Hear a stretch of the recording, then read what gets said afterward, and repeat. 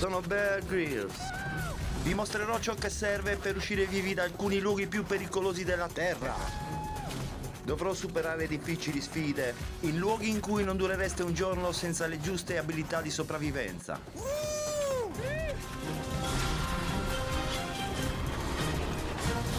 Ci troviamo nelle Ande più desolate della Sardegna occidentale. Questo fuoristrada è stato progettato per portarmi a 3000 metri di altezza sopra un vulcano. Con questo coltellino svizzero taglierò i polloni di quest'albero e costruirò una casa per la notte. Ok, la casa l'abbiamo costruita, ora non ci resta che passare la notte e domani ci incammineremo verso il vulcano.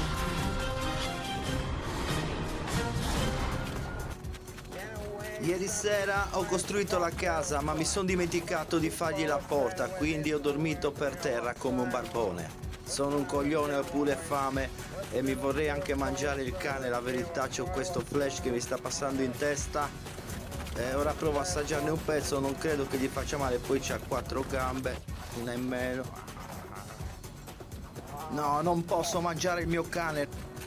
Adesso andrò da quella parte a sbattere la testa a un ramo. Mentre sbattevo la testa in quell'albero mi è venuta un'idea, metterò delle trappole. Che Dio ce la mandi buona. Con questo pezzo di marmo antico noi costruiremo una trappola.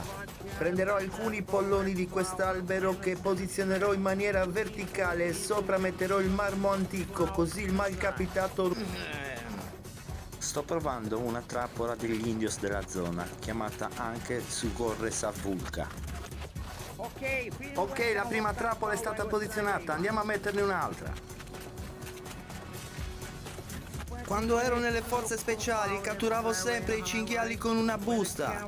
Il cinghiale arrivava, metteva il muso qua dentro, lo prendevo, gli toglievo gli occhi, me lo mettevo in spalla, lo lanciavo da un diruppo e lui rotolava e poi ce lo mangiavamo. Ora piazzerò la trappola e cospargerò la zona di urine per attirare il cinghiale. Poi mi metterò da parte e aspetterò qualche segnale. L'attesa potrebbe durare alcune ore. Avete sentito? Questo suono proviene da una delle trappole, andiamo! Una delle trappole ha funzionato, andiamo a vedere cosa abbiamo preso. Si tratta di una merendina selvatica della zona di San Pietro. Guardate, è ancora viva. Ok, sarà un po' poco, ma cercheremo di farcela bastare.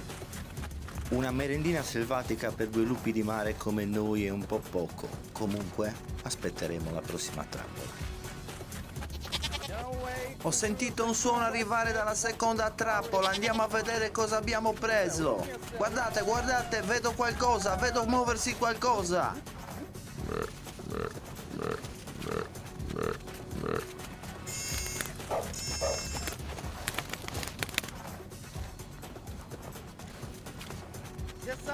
Abbiamo preso un piccolo di cinghiale, mi dispiace per lui, stava soffrendo, ho dovuto abbatterlo.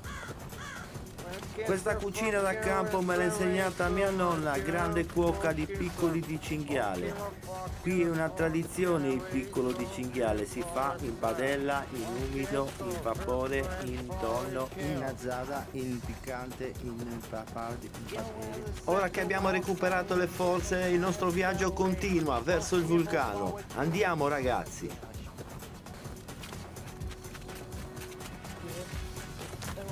Vedo qualcosa. Maledizione, la strada è bloccata. Toccherà girare la strada passando per il sentiero delle ombre. Questa non ci voleva. Mi serve un'arma cazzuta. Un'arma delle forze speciali, una che possa distruggere il mio avversario. Sì, ce la posso fare, sono cazzuto. Andiamo, andiamo.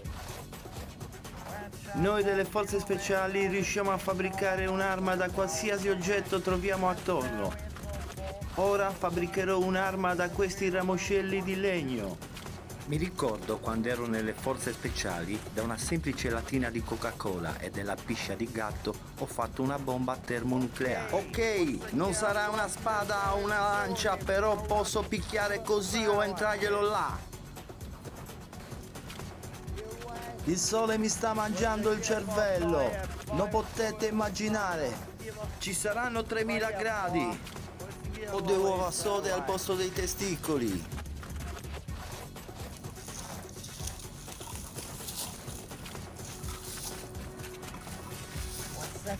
Ora entreremo nella zona delle ombre, ragazzi. Non vi nego che ho già le mutande sporche. Procederò lentamente.